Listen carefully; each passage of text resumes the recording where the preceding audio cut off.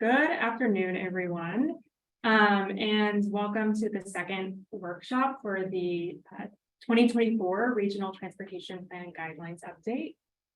I want to thank you all for joining us this afternoon. My name is Bridget Driller, and I'm an Associate Deputy Director at the California Transportation Commission.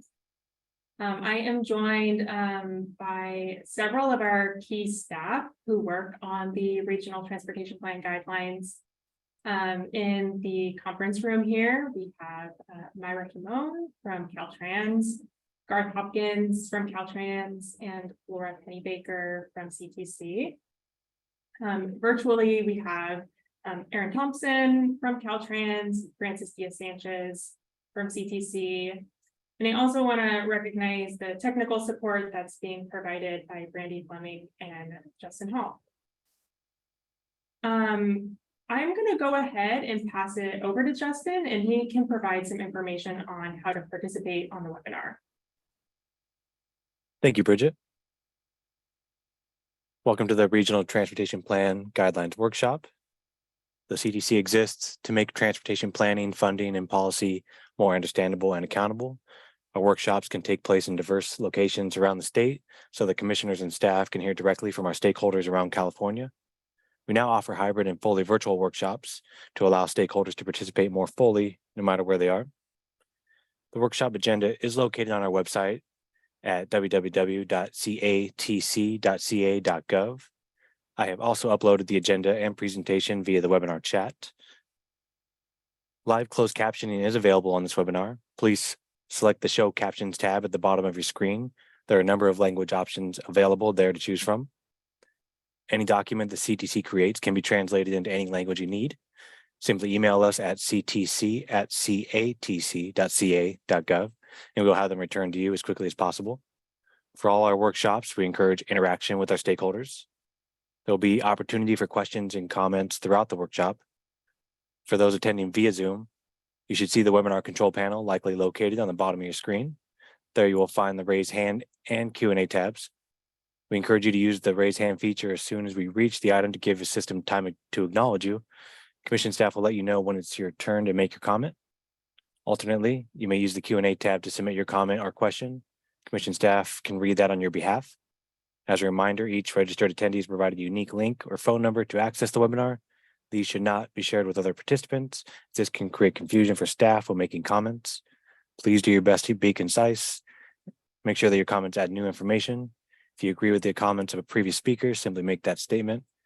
Thank you so much for joining us. Thank you, Justin. And we can go on to the next slide.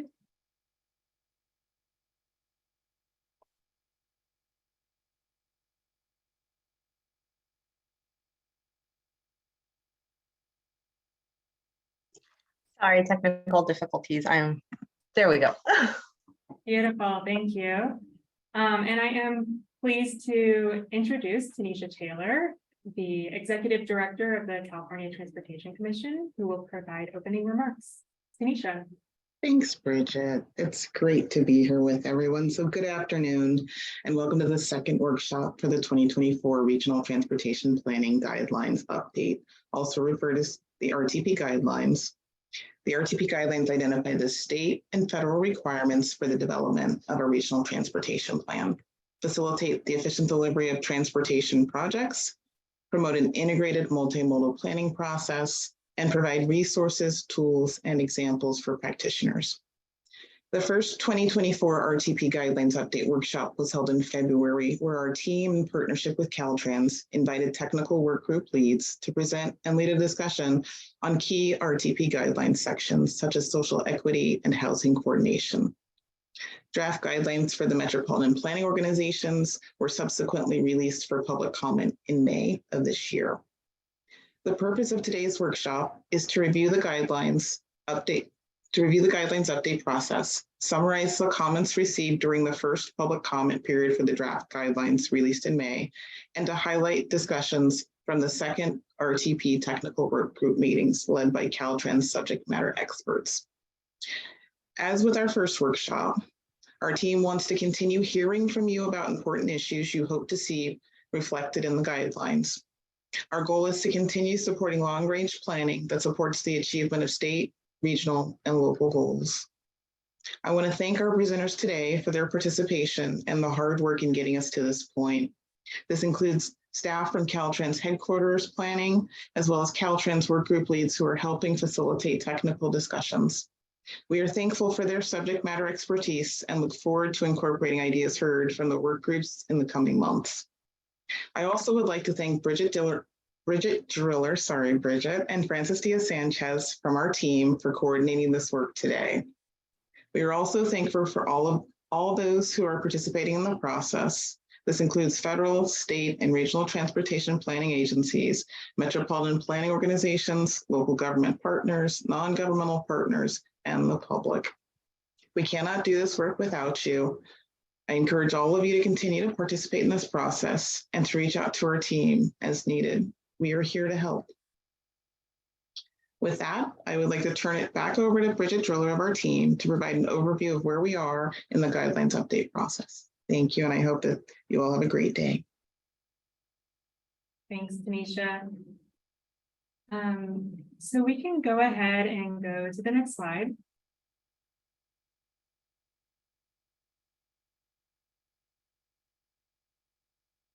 Great, and so I wanted to take some time to provide some context and background for regional transportation plans and the role of the guidelines. I know that much of this is very familiar to some of the folks on the call, so I'll try to keep it brief. Regional transportation plans are required documents that regional transportation agencies develop. Those regional agencies are metropolitan planning organizations, or MPOs, that represent the state's more urban regions, and regional transportation planning agencies, which are our rural counties. The regional transportation plan describes a region's vision and goals. It's a long-range planning and policy document that conveys the unique needs of a region, and also talks about the improvements needed to the transportation system. The California Transportation Commission maintains guidelines for the development of regional transportation plans. Tanisha touched on some of the reasons why these guidelines are important, and so I won't go through the bullets again on your screen. So the commission is updating the regional transportation plan guidelines, and we're doing that in partnership with our Caltrans colleagues. They really help us to staff the technical updates to the guidelines. Next slide.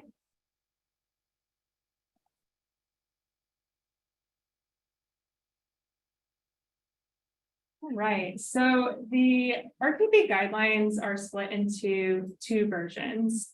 There is a version specific to MPOs and one specific to RTPAs. The different versions are structured very similarly, and so I have shown the MPO version here, but the headers are the same for both versions. And to give you a sense of how the guidelines are currently structured, they include an introduction, a chapter on RTP process, chapters on analysis and modeling, consultation and coordination, environmental considerations. And then if you go to the next slide, we have a lot of different policy topics that currently fall under Chapter 6. We have a chapter on transportation performance management. And then the current appendices contain a lot of different resources, tools, and planning practice examples. Next slide. All right, so this slide shows where we are currently at in the process. So the top row here, which is shown, the gray boxes, is what we have accomplished to date. And the bottom row shown in blue is where we're headed. And so I'll just walk through that briefly. We started this process back in October of last year. we held a virtual kickoff meeting where we heard from a number of our partners about the great work that they're doing.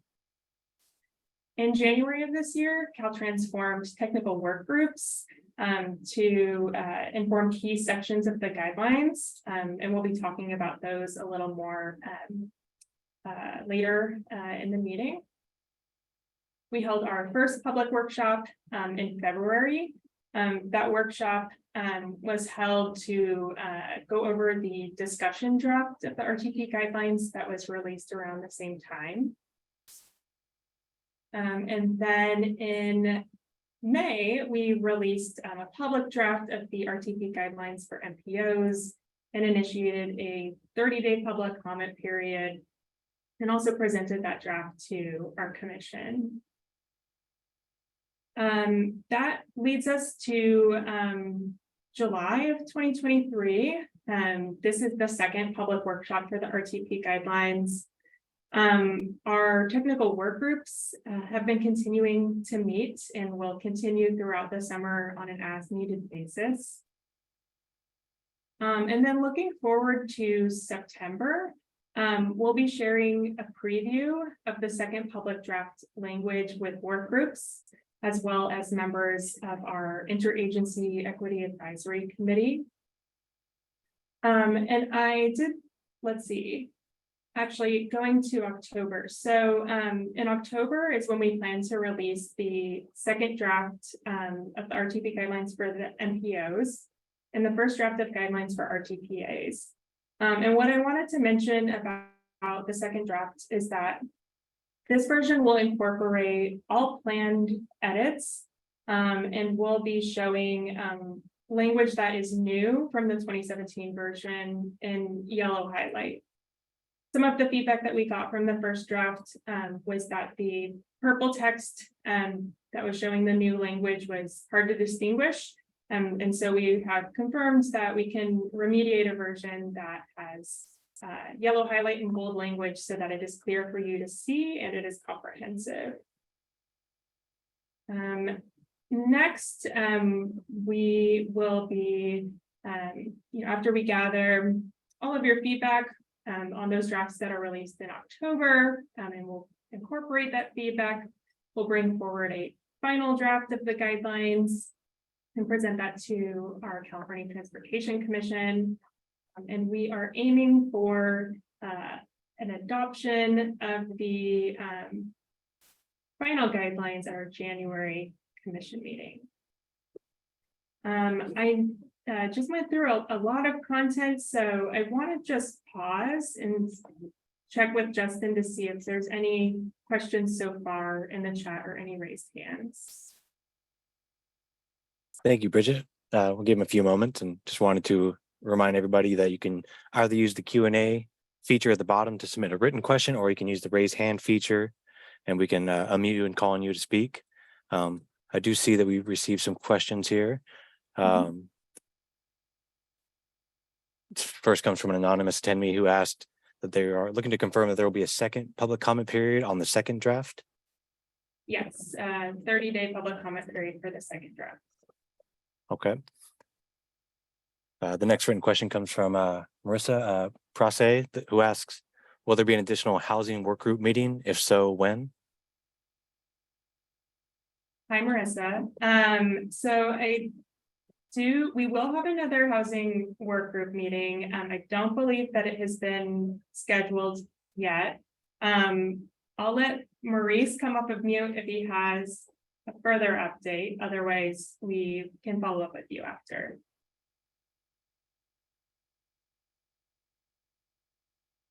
Hi, Bridget. This is Maurice. Yes, we are anticipating another housing work group meeting, but it has not yet been scheduled. Thanks, Maurice. Bridget, I do also see one attendee with their hand raised at this time. We have Elizabeth Hahn. Hello, can you hear me? Yes. For some reason, my chat is disabled. I don't know whether it's me or other folks, but The chat is disabled, yes.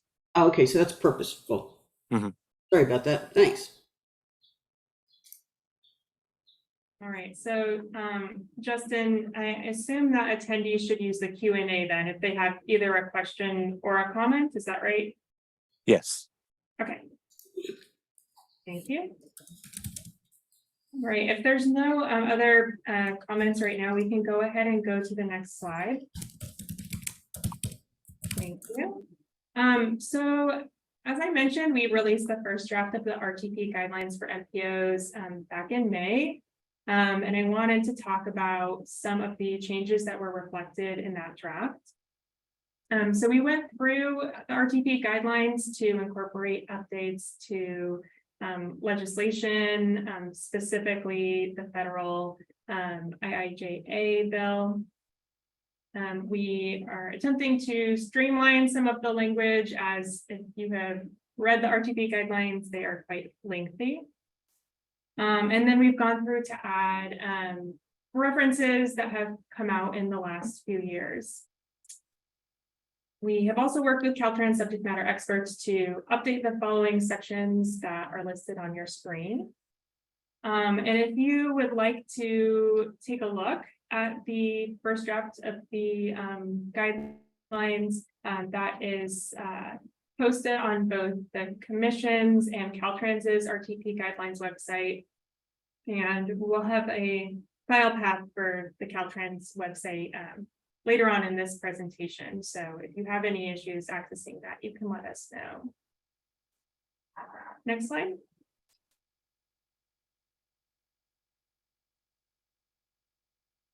Right, so I wanted to talk about some of the comments that we have received to date. So since we released the discussion draft of the guidelines back in February, we've received comments from over 30 organizations, including state agencies, metropolitan planning organizations, RTPAs, advocates representing disability rights, environmental and multimodal interests, as well as other organizations such as labor. We have endeavored to capture all of those comments. Those are provided via Caltrans's RTP guidelines update webpage, which is listed on your screen here. And then most of the comments that we've received fall under a specific work group topic. And so the work group leads have been considering those. For comments that fall outside of the work groups, our Caltrans headquarters team has been reviewing those comments. I want to mention that we are just incredibly appreciative of all of the feedback that you have provided to date. It really helps us figure out where we should be putting our effort in the guidelines. And a lot of you have clearly spent a lot of time and thought with the guidelines, so thank you. We can go ahead and go. Actually, before we go to the next slide, I wanted to pause once again to see if we had any questions or comments. We'll give it a few more moments. I will point out that Elizabeth Hahn did put in the written question of asking when the first draft would be, if it is accessible on the website, which you did answer. So, and we have not received any additional questions since then.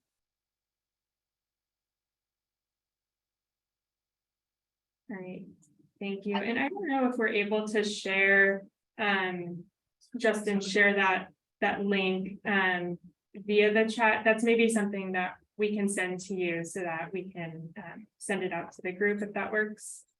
Yeah, that'd be great. Thank you. Okay.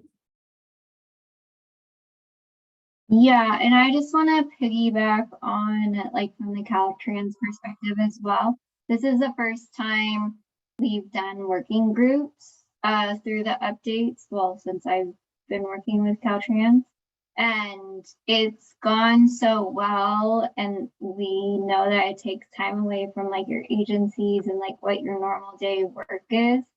And knowing that it's normally only updated every 4 to 5 years. So to reiterate what Bridget said, and the working groups have been really great because we learn so much from the working groups. and not realizing we have to change too much, but then also like a lot has changed and a little has changed. So housing has been a big one, and equity obviously. And so Myra, who has been like so instrumental in our Office of Regional and Planning and Community Planning, is going to kick it off. So Bridget, are you ready to kick it off? We're ready. I will turn it over to Myra. Hi, good afternoon, everyone. My name is Mara Himon. I'm an Associate Transportation Planner in the Office of Regional and Community Planning at Caltrans. As our partners at CTC mentioned, the RTP guidelines is a CTC document that Caltrans helps staff the update. Part of this team that has helped us in this update includes our 8 work group leads that have helped facilitate the discussions on the key topics that are being updated in this iteration. The update areas are equity, engagement, and health, housing, greenhouse gas / sustainable community strategies, environmental, climate adaptation and resilience, modeling, transportation performance management or TPM, and freight and economic development. Next slide.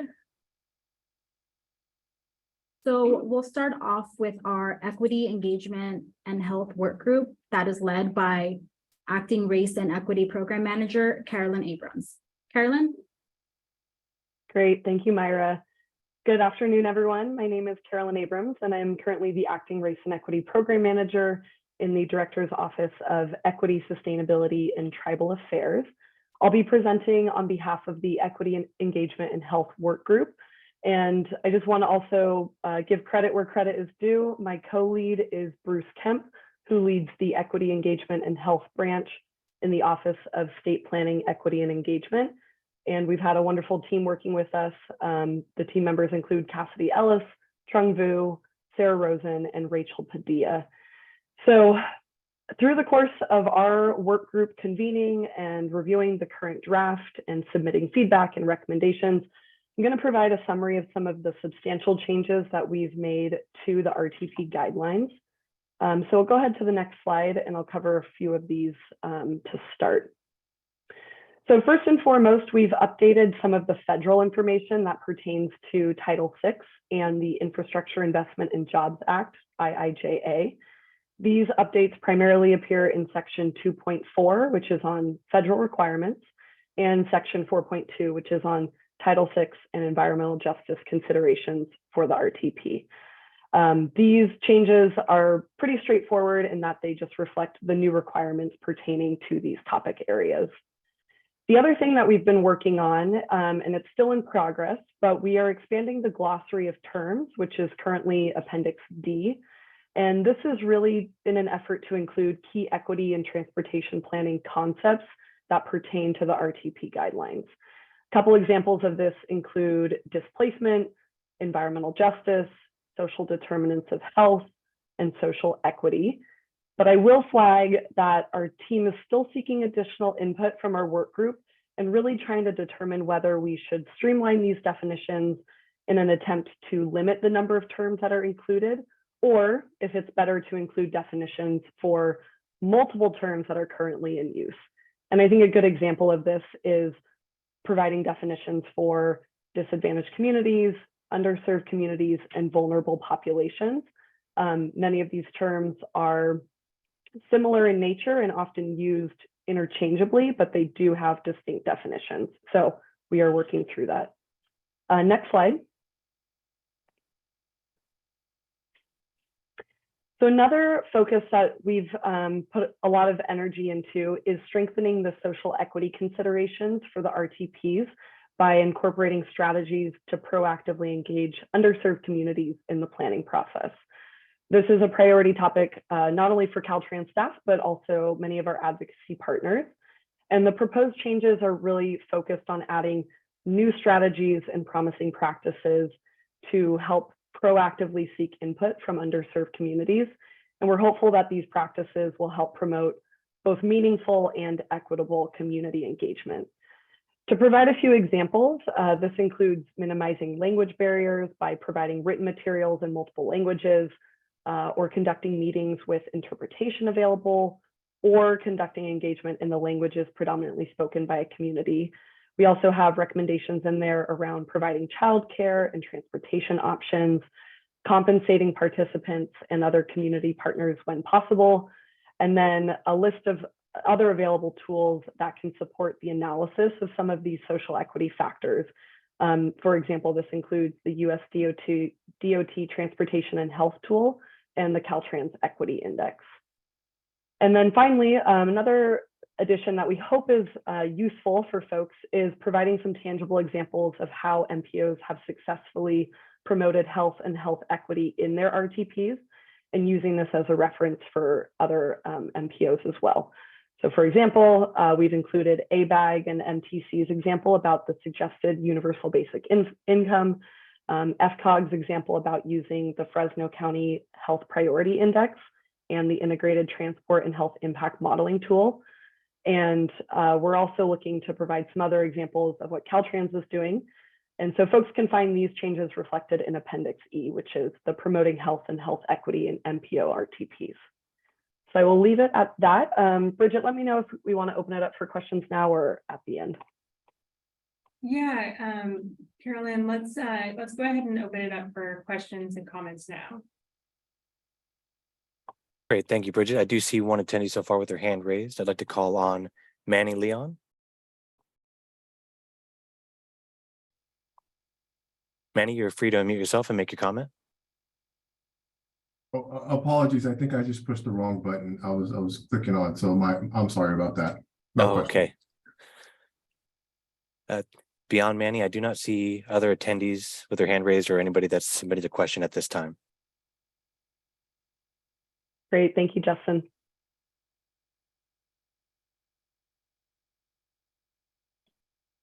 Okay, if there's no questions regarding equity engagement and health at this moment, we'll move on to our next update area, which is housing. And I'd like to introduce Acting Chief of the Office of Housing and Homelessness Solutions, Maurice Eaton. Thank you, Bridget, and good afternoon, everyone. Hope everybody can hear me. My name is Maurice Eaton. I'm the, as Bridget was saying, the acting office chief for, you see on your screen, Office of Housing and Homelessness Solutions. We've recently had a name change, so our office has transitioned to the Office of Housing and Transportation, sort of reflecting more of a focus on the nexus between housing and transportation. I do want to take a little liberty just for just a minute here, and give a very well-deserved thank you to Abby Jackson. I want to recognize her efforts, in getting Caltrans to the point that we're at now, as far as sort of pushing on efforts to really be in the forefront of Caltrans getting into the housing space and really examining what we can do from a DOT perspective with respect to supporting housing and also improving the condition of people that are experiencing homelessness. So Abby, just a big thank you for all of the work that you've done over the last several years. Next slide, please. So on the first topic here, you see, per the federal bipartisan infrastructure law, that's /IIJA, MPOs may develop a housing coordination plan that includes projects and strategies that may be considered in the RTP. We want to note that this is not a requirement at this time, so it's been incorporated as a should within the RTP guidelines. And MPOs should consider 23 USC 134 when determining if they should conduct a housing coordination plan as part of their RTP updates. We note that this is the first time that the federal transportation bill has addressed housing, though California as a state has really made a lot of strides and efforts to collaborate on sort of melding housing and transportation with respect to the RTPs. On the second bullet there, we received a number of comments from agencies with respect to relating the topic of clarifying how the housing coordination plan differs from land use scenarios that are already included within the sustainable community strategies in our RTPs. So we're expecting that this will be addressed in the guidelines by input from the housing working group and also per the comments that we've received. We're continuing our partnership with these agencies on what to consider when developing a housing coordination plan. And as mentioned, USDOT is encouraging housing considerations within long-range transportation plans. I do want to say, I do want to have a little bit of recognition here, so that the state is very, I would say, interested in seeing this. It's not an easy thing to do to have the RTP and SCS sort of wrap its arms around housing coordination plans, but you know, it's an ask that we would like to see supported, let's say. But again, that's a should, not a shall. During the housing work group, next slide, please.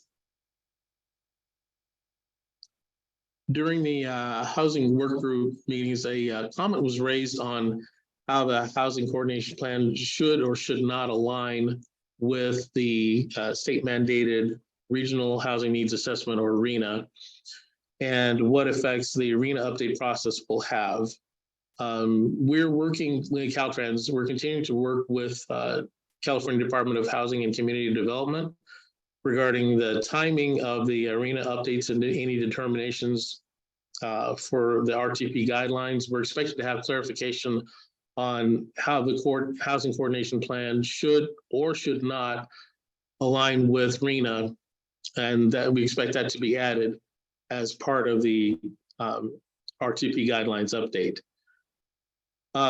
Lastly, we had a couple of asks and also a recommendation from Caltrans that any of the MPOs that have good planning practices to share with their counterparts, please do submit those examples to Caltrans for inclusion in what we're seeing is very likely an appendix to the RTP guidelines. Admittedly, this is new ground that's being broken here, so we're very open and encouraging of you know, any agency to submit to us any of good planning examples or practices that they would like to be shared as part of an appendix that would be included with the RTP guidelines update. So with that, Bridget, that's the information I have to share, and happy to take any questions. Thank you. Justin, are there any questions or comments? Yes, thank you, Bridget. We did receive a couple requests to comment. The first written comment comes from an anonymous attendee who asks, in the past, has the federal government introduced shoulds that they eventually require as shalls in future cycles? Do you think this might be the fate of the housing coordination plan? You know, it's really tough to look into your crystal ball, and you know, yes, I would acknowledge that. You know, there have been some shoulds in the past that have transitioned into shalls, you know, in the present. But right now, we don't have any indication that is going to transition into a shall. But no, never say never. But you know, we obviously in Caltrans discussions with FHWA or you know other departments within the federal government, you know, we would try to make sure that we're communicating that information, you know, to the regions as quickly as possible, and also, you know, inviting them to be involved in that discussion. But right at the moment, we don't have any indication of that happening. Yeah, and this is Erin. I would say, like, and I was so encouraged by seeing this because, like, as a state, we've always been trying to work towards this with, you know, SB1 and like SB2 and like integrating housing, land use, and transportation. We're still like working on it, obviously, but this is the first time it's been in federal transportation legislation. So I think it's just going to grow from there. It is a should. but we will see where it goes. But obviously, we always have to play, to see where politics are and where things are gonna move. Like, who's our next president gonna be? Who, is our next governor gonna be? That's the politics of working in government. But I think this was a really positive first step. Just like SB1.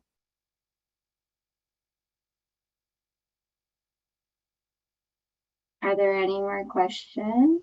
Yes, thank you. I appreciate that. The next written question comes from Cicely Taylor. They ask, if I understand, the housing coordination plan is not a requirement. Should the required SES align with RHNA, or is that part of the clarification? Yeah, the housing coordination plan is just like a should. So it's kind of like where transportation performance management had baby steps, and we're still getting there with even that. And so yes, that is a state requirement. Obviously, the housing coordination plan is separate from that. And we can then follow up to see the differentiation of between the two, because it is very separate but coordinated. It's how you run your data, in your modeling and your planning, and then working with your local governments. It's, we're planners. It's a fun process. But there are requirements that we have to do. Those are shalls. That one's a should for now. Okay, thank you. We do have one attendee with their hand raised this time. We have Veronica Lazama. Yes. Do you mind going to the previous slide? I just had a clarifying question on the first bullet point. So it mentions that the housing plan is something that would be developed for the MTP. I'm sorry, for the RTP. Should that be MTP? Because the MPOs developed the MTP, not the RTP. Or is that? Can you provide clarification on that? California, we call it. Well, some MPOs call it an NTP. Most of us call it an RTP. Okay, I was confused about that. So this applies to the long-range planning document that is prepared by the MPO, not the RTP. Yeah, that it applies nationally. It's called, Great, yes. thank you. California has to be different. It's just like we have an OWP and then you call it UWP. So yeah. All right, next slide. More questions? All right, here you go, Brenda. Thank you, Erin. This is Brenda Paul-Jones. Talking about the greenhouse gas updates and sustainable community strategies and the changes to the environmental chapter of the RTP. I am assisted actually by Ali Doer in the Sustainability Office and Jennifer Heichel in my office, but I'll be walking through some proposed changes. Next slide, please.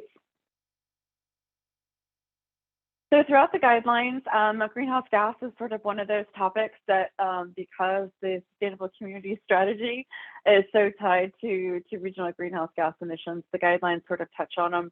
Throughout the guidelines, there isn't one, distinct chapter sort of sprinkled throughout. So per the work group recommendation, we have updated the language to strengthen the connection to the transportation planning and VMT / GHG reductions.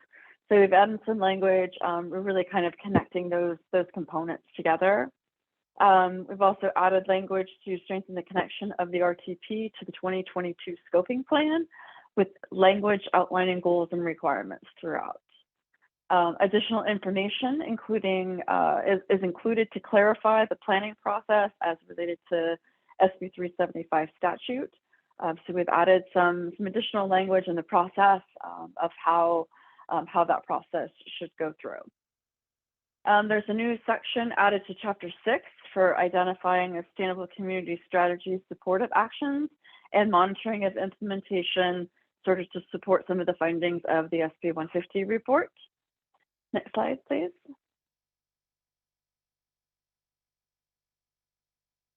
Thank you.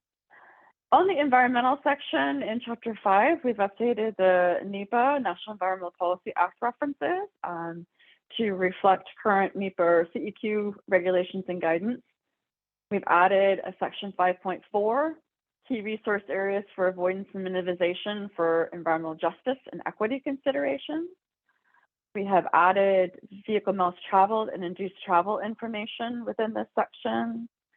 And then we've also received feedback that we want to try to enhance the ability of the EIRs prepared for the regional transportation plans to ensure that future environmental documents can be used for tiering for such topic as transportation impacts for VMT. So we want to take a look at what we can do to strengthen the information to ensure that is possible. I think that's it for those sections. Another slide, right? Okay. So yeah, any questions on the GHG or environmental piece before we move on to Leah? Thank you, Brenda. I'll give it a few moments. Not seeing any questions or comments at this time. Great, thank you. Leah? Thanks, Brenda. Hi, everyone. Leah Fisher. I'm in Caltrans Headquarters Planning Division. I'm presenting today on behalf of Lucas Sanchez, who's been leading this effort. He's on vacation. Next slide. So as a reminder from the last time we got together in this big work group setting, we've made substantial updates to the climate adaptation section from the 2017 guidelines. This is to capture all of the recent legislation and guidance that's come out in the past 5 years from the state on this topic. So based on this new volume of information that's relevant to MPOs for climate adaptation planning, we have created its own section in the guidelines, which just for reference will now be section 6.29 to 6.32. Since the February draft, we have made some substantial additions, including what's listed on these slides, which I'll summarize quickly here. This includes updating definitions, legislation, and adding a section on a brand new, as of the federal infrastructure bill, a new federal funding program on climate adaptation. We've also, next slide, please. We've also updated reference to state guidance and tools that have come out for local and regional governments and added a section on coastal planning and permitting. So trying to get all this information in one place to give some guidance on this topic. I believe, is there one more? I have a few more talking points on this. Oh no, sorry, please go back. Sorry about that. So for these updates, we have been coordinating closely with the Governor's Office of Planning and Research and the California Coastal Commission, both of whom have released some key state guidance and are members also of our climate adaptation sub-working group. OPR's input helped us to summarize and propose an approach of using the adaptation planning guide to fit within the RTP context. They've also helped us make sure we have all the right tools. And then for the May sub-working group meeting with more stakeholders, we received 4 minor comments, 3 of which have been addressed in the latest draft. We also are going to be adding some planning practice examples on a recommendation from the sub-working group. These will go in the appendix in the next update, so you won't see those. We're still working on them right now. And then finally, for awareness, we are using Appendix F as a one-stop shop for tools and guidance on adaptation planning. So this will include a lot of what I've mentioned, the relevant legislation, executive orders, and then state or regional and local tools and guidance, as well as summarizing the coastal context, planning context for MPOs to reference as they work towards integrating or updating climate adaptation information in the RTPs. And that's all I have. Happy to answer questions.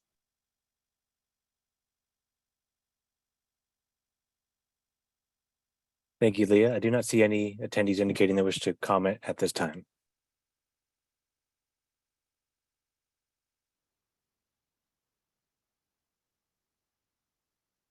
If there are no questions for climate adaptation and resilience, we can move on to the next working group. And that is modeling, led by the Chief of Office and Data Analytics Services, Scott Sauer. Hello, everyone. Actually, as of the 10th, this changed. Again, my name is Scott Sauer. I'm the lead for the State Planning Office here at headquarters. And it includes the California Transportation Plan, statewide modeling, and economic analysis. So for chapter 3 in the modeling chapter, we held 2 workshops, received a lot of input from the participants, and had great discussions on the modeling elements. During the first workshop, we provided an overview of the chapter and received some initial input.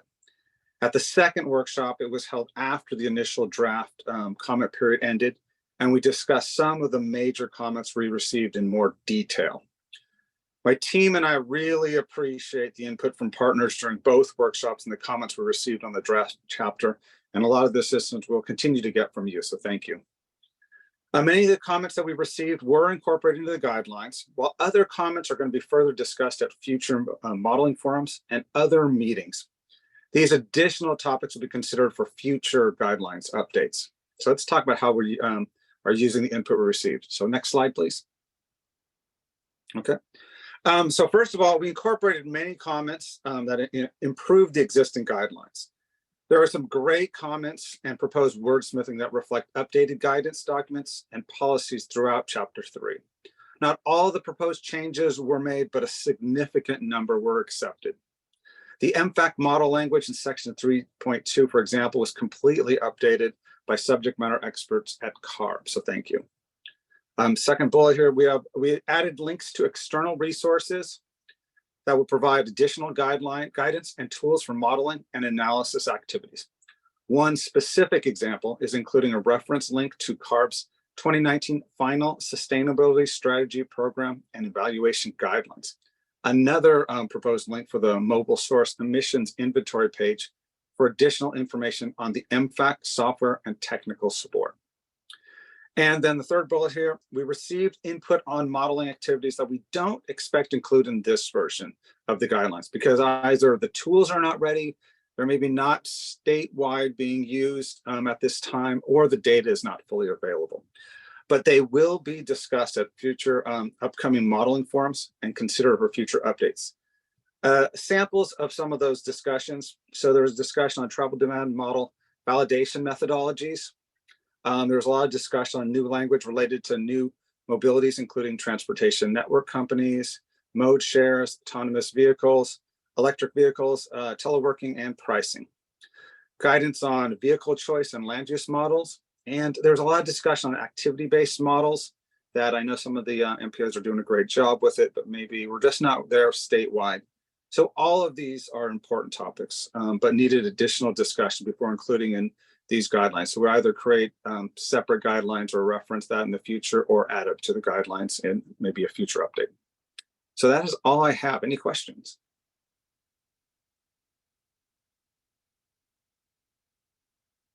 Thank you, Scott. We have not received any. Oh, we have Elizabeth Hahn with their hand raised. Okay. Elizabeth? Yeah. Hi, Scott. Hello. I think I know you mentioned that, some of these models that are not necessarily, being used statewide yet, but I was just kind of curious. I know that some of the MPOs are transitioning to activity-based models. I think one of, I've, talked with our consultants about that. I guess there was some discussion about that there may be some expectation that all MPOs transition to an ABM by some date. I'm not quite sure what that year would be. I wondered if that's something that you have any kind of insight on. At this point, we don't really have a some date. It's not, I think there's like discussions on that, but I think we're a little too early at the moment for doing any of that. So there's nothing definite out in the future for that. And it hasn't really been decided for sure, but we'll keep everybody in the loop on that. Not sure, Kaylin, if you have anything to add to that. I asked because we're on the cusp of updating our, doing a complete updated model. Yeah. This coming year, so I guess we'll just keep plodding along. Yeah. Feel free to contact us. Kaylin Pacheco is the branch chief for statewide modeling. If you want any input from us, I know the MPOs are excellent at doing it yourselves, but if you want some input from us, or if we want to reach out with other agencies, we'd love to participate in that. Okay, but yes, that'd be great. at this moment, no requirements, so nothing that you have to follow. All right, thank you very much. Appreciate it. You're welcome. Okay. Scott, I'm not seeing any other questions at this time. Great. If anybody has anything, you hopefully Scott Sowers, my name, you can reach me and we can discuss anything in the future. So thanks. Thank you, Scott. If there's no more questions for modeling, we can move on to our next work group, which is Transportation Performance Management, or TPM. And I would like to introduce Assistant Federal Liaison, Ryan Greenway. All right. Thank you so much, Bridget. Good afternoon, everyone. As Bridget mentioned, my name is Ryan Greenway. I'm the Assistant Federal Liaison at Caltrans and the TPM lead for the TPM working group and the section update, also Chapter 7, we can refer to it as. We've had about 2 workshops. We received a great deal of comments to date. At our last meeting, I believe it was in June, we went over some of the new proposed comments and edits to the last update in a great deal of detail. So kind of just went through and talked through those. Most of these suggestions did make them into this update. And I really want to thank our partners and providing the input. I really think it adds value and really improves the chapter and provides greater clarification for our MPO partners. So appreciate those comments at both the regional and state, our state partners, as well as our federal partners, FHWA and beyond. So I'd like to just go over some of the main edits or maybe highlights that we've incorporated in this next update. And then some that maybe didn't make it in this version that we'll look into incorporating on the next update. We can go to the next slide. So we've added additional language and external links to resources, more current updated resources that we've received for the development of investment priorities and planning linkages across performance-based planning activities. We thought this was important, and we received a lot of comments to better connect these 2 pieces. We also clarified some of the requirements around states, MPOs, and operators of public transportation to link the investment priorities contained in the Statewide Transportation Improvement Program, or STIP, and the Transportation Improvement Program, TIP, to achievement of performance targets. So that was another area that we received some comments and wanted to further expand upon that and provide examples and other clarifying text in there. For section 7.1, federal performance goals and measures, we've updated additional language and external resources for long-range planning process that provides for the establishment and use of a performance-based approach to transportation decision-making to support national goals. This is a shall, and we just added additional language to make that very clear, as well as additional resources. All right, we can go to the next slide, I believe. Perfect, thank you. So for section 7.2, the federal performance-based approach and RTP requirements, we also added language and additional resources for MPOs on federally required performance-based elements, such as performance measures and the targets to really carry out the performance-based transportation decision-making process. This is a requirement, and I think the language before was just not as clear, so we added some references in clarifying language as well as language to the various statutes. And we also provide an explanation on what is expected within an RTP document, as well as guidance on what a system performance report should cover.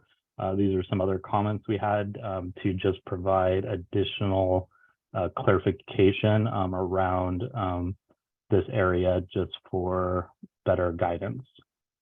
And then I'll also note that there was a strong need for Caltrans to really work with MPOs to ensure projects are performance-driven, outcome-based program that provides for a greater level of transparency and accountability, improved project decision-making, and more efficient investment on federal transportation funds that achieve required outcomes prior to approval of the RTP.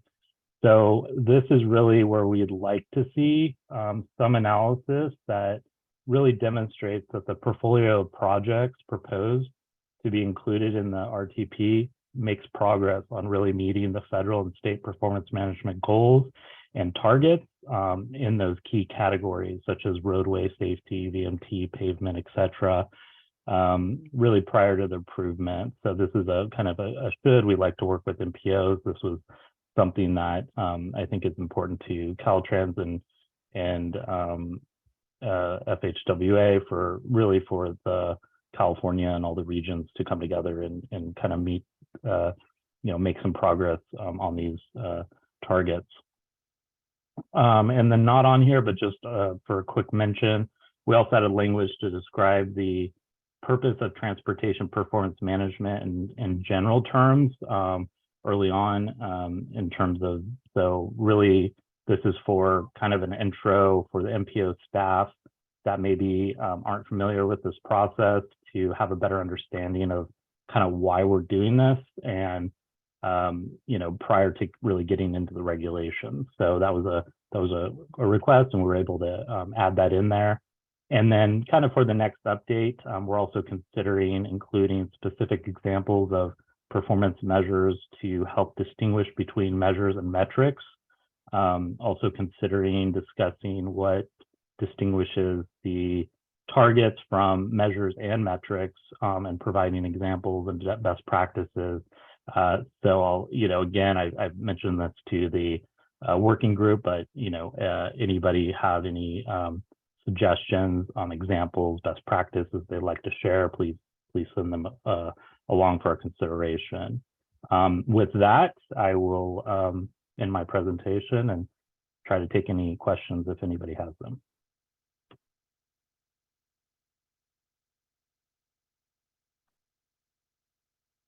Thank you, Ryan. Not seeing any questions or comments at this time on your section. Thank you. Thank you. Thanks, Ryan. We can move on to the next topic, and that is. Oops, she kind of faded out. This is Erin. So we're going to move on to freight and economic development. Are you guys ready to go? Yes, great. Good afternoon. My name is Camilo Juarez from Caltrans headquarters, Office of Strategic Planning. The freight group met earlier this year. Pleased to say that we had great attendance and productive meeting. We received valuable feedback from freight stakeholders on the respective sections 4.5, private sector involvement, and section 1.2, goods movement. Next slide, please.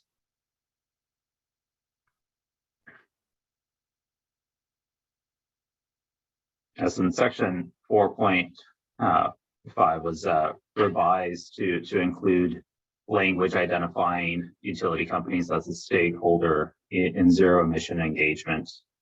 In addition, the section 6.12 good movement language was added to clarify that goods movement is part of the interstate commerce, interstate and international commerce. And that ports play a central role in making that happen. Additionally, we received a comment to ensure that we identify in these guidelines the Native American tribal governments and tribal community leaders as stakeholders in planning of the system. Lastly, made sure to include a link to the 2023 California Freight Mobility Plan in an accessible format. Also would like to note that there is already language in the guidelines that speaks to disadvantaged community engagement and truck parking, ZEV, Class 1 railroads. Definitely encourage anyone with further questions regarding those sections or those topics to revisit 4.5 and 6.12 and see if anything's missing. Definitely welcome further comments. Again, we appreciate the feedback and the efforts of that work group and everyone's attendance here. And that concludes my presentation. If you have any questions, I'll take those at this time. Thanks.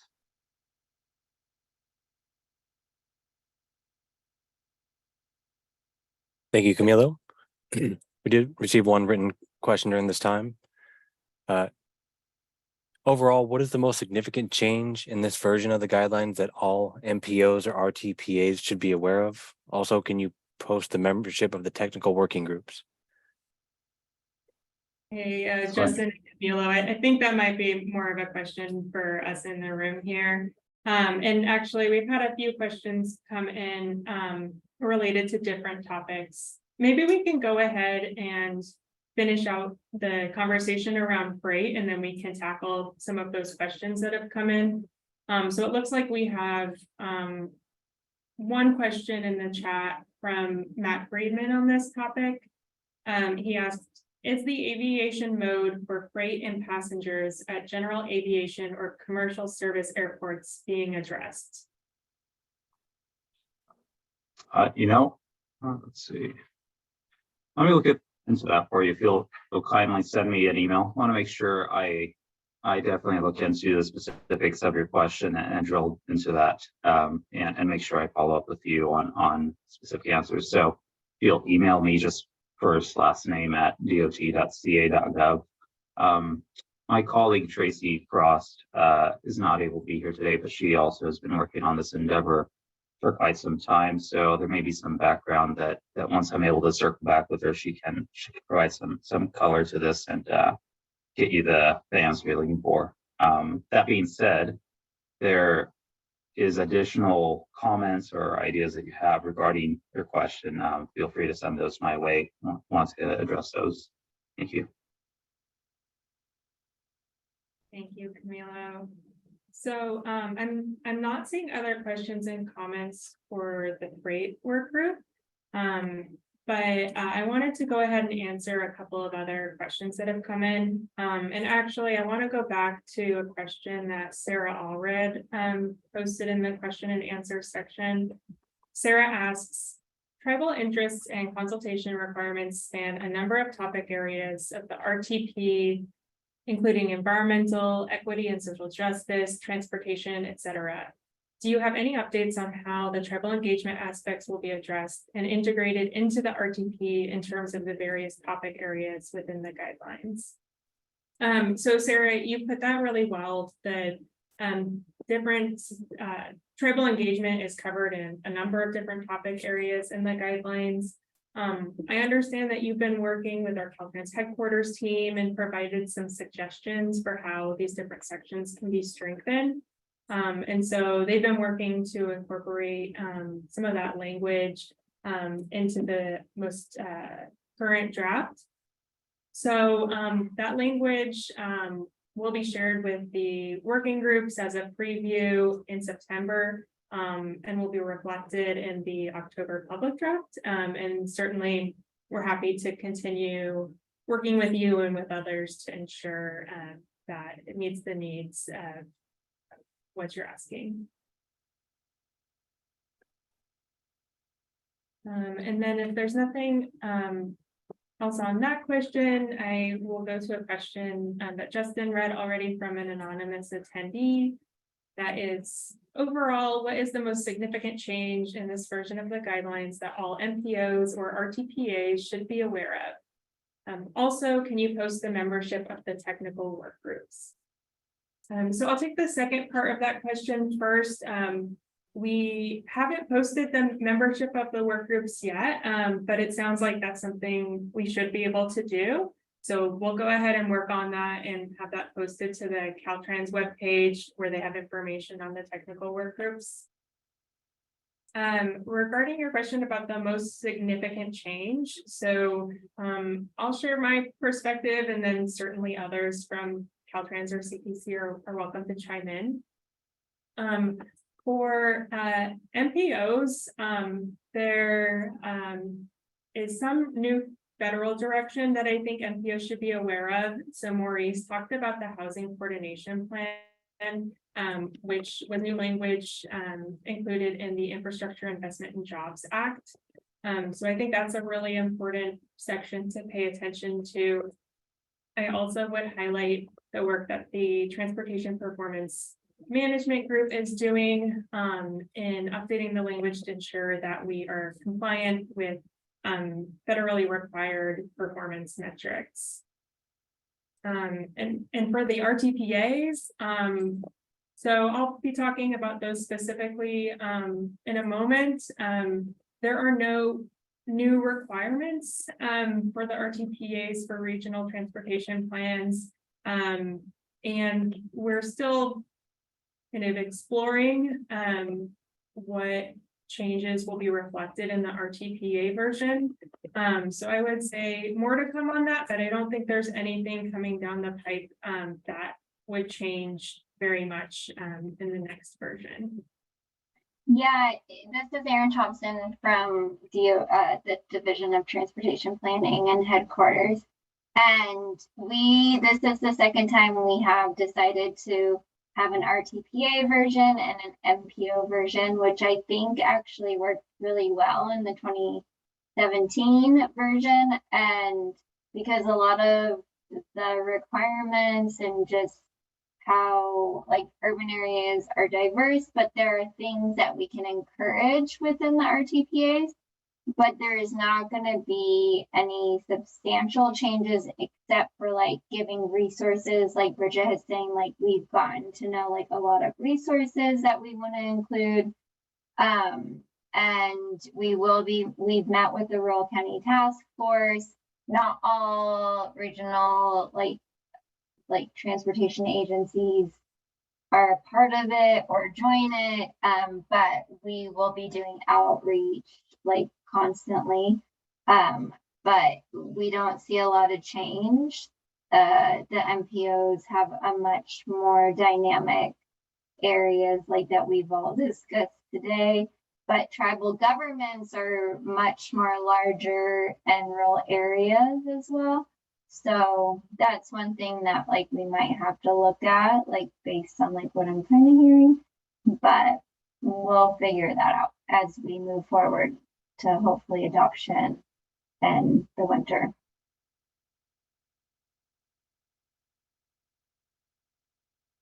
Thank you, Erin. And Justin, I just want to confirm that we have not received any additional questions or raised hands, correct? Thank you, Bridget. No, nothing else was received at this time. Great, thank you.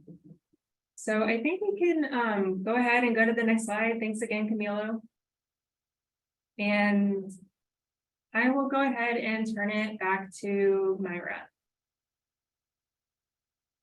Thanks, Bridget. So as a couple of the work group leads have already mentioned, we will be providing planning practice examples as appendices in the guidelines. We're currently seeking more contemporary examples than those that are provided in the 2017 version to be included, particularly for housing coordination, transportation performance management, as well as planning practices for rural areas for all of the update topics. So if you or someone that you work with, your colleagues, recognizes an MPO or RTPA that has particularly good planning practices, feel free to send those to Caltrans, CTC, or any of the work group leads, so we can consider them for a planning practice appendix.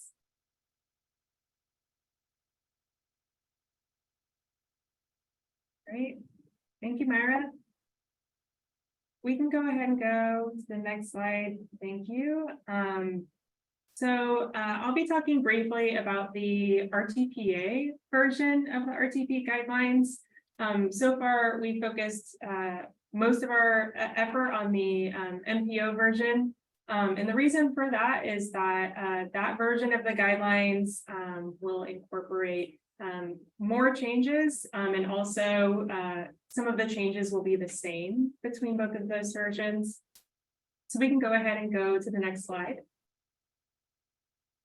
All right, and just to reiterate, so in October, we'll be bringing forward public draft documents for both versions of the guidelines. The RTPA version will have less substantial updates and no new requirements. So of the changes that are being incorporated into the MPO version, many of those are relevant to rural agencies. Some of those topics that stand out is areas of crossover include equity and engagement, climate adaptation, and goods movement. We're currently working with the Rural Counties Task Force to schedule a meeting with them to talk in more detail about the RTPA version. We are looking to schedule that meeting in August, and so we'll be following up with Rural Counties Task Force members soon with that date.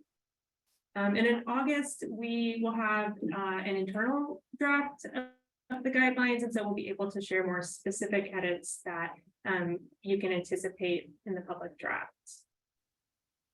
If you are not part of the Rural Counties Task Force, but you have a specific interest in rural transportation or experience that you would like to share, if you'd like to be involved in the RTPA version, please reach out to us so that we can figure out the best way to facilitate that engagement.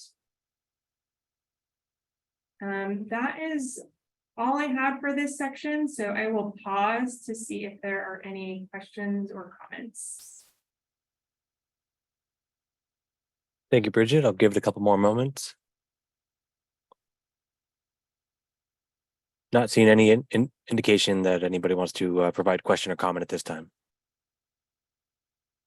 This is Erin from Caltrans. I'll just say one thing is, yes, like what Bridget said is 100%. We don't have substantial updates to it, but there's a lot of funding available, and that rides on your RTPs to make sure that you have it in your RTP and like programming. So just make sure that you are updating your RTPs, or if you have a project that you've been wanting, just highly encourage you to look at that now and like look at when your RTP is going to be updated, that, you know, funding is going to be available moving into the next like 4 to 5 years. Great. Thank you, Erin, for adding that on. So in a moment, I'll turn it over to another member of our team, Francis Diaz-Sanchez, to talk about next steps for the RTP guidelines.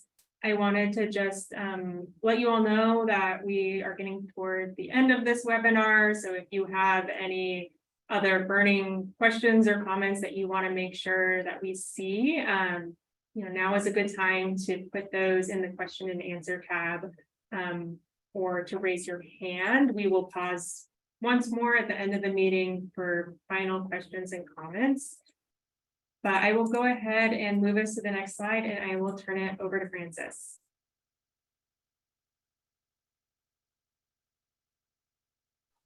Hi, good afternoon, everyone. Thank you again for participating in our second RTP guidelines workshop. I'll just be kind of going over our wrap up and next steps.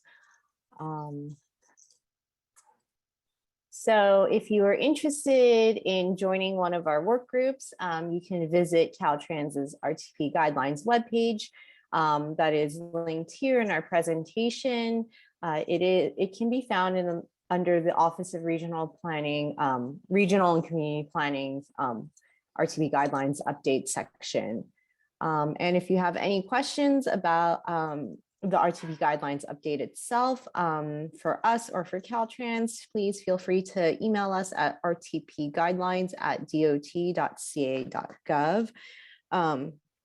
As Bridget mentioned, we are going to release our second public draft comment period for the RTP guidelines update in September. So be on the lookout for that. And we will continue to meet with the work groups throughout the summer. So really re-emphasizing that if you're interested, please sign up for the work group on Caltrans's RTP guidelines webpage. And if you have issues reaching the web page, just reach out to us at this email provided. So that's all I have for this section. And I'm moving on. So that's the end of what I had to say. And I really wanted to extend our deepest appreciation for all of you who joined us today for the second workshop. Bridget, are there any other comments or questions that you'd like to share? Yeah, thank you, Francis. So I want to let everyone know that we are recording this workshop. And so after we wrap, we will be uploading the recording to the Commission's website along with these slides. So in a few days, you can check for those if you would like to revisit this. We have also recorded the questions that have come in via the chat or that you have asked live on the webinar. So thank you again for your feedback. We'll be working through some of those topics after today. And then I did want to just check to see if there were any final questions or comments. So I'll ask Justin. Yeah, go ahead. Thank you, Bridget. Yes, we do have one attendee with their hand raised at this time. We've got Elizabeth Hahn.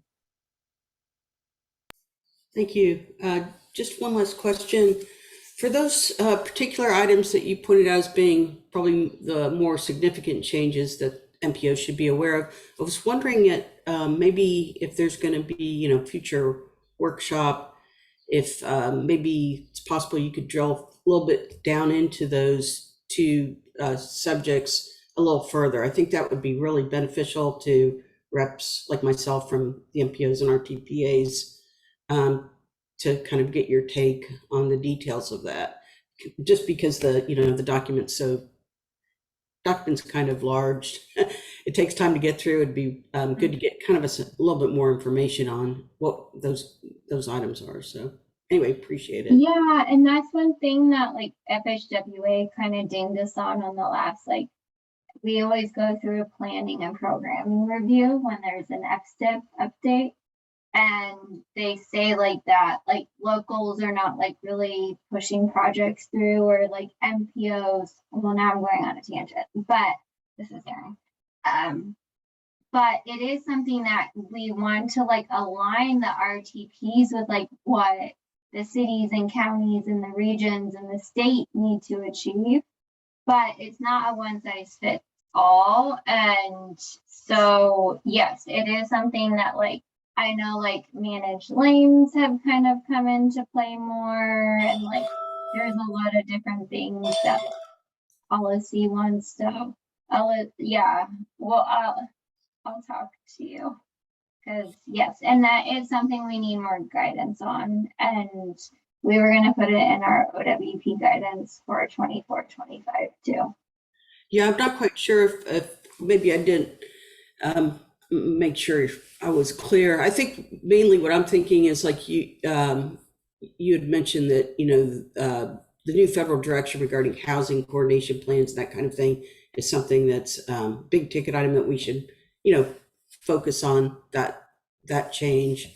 And then the other was let's see, regarding the performance management requirements and federally required metrics. Yeah, those are big. And that's something too, it helps with SB2 has so much funding, but it just depends on where you are in the planning process. Like, you know, long range, that's what the RTP is trying to achieve. And like this funding came fast.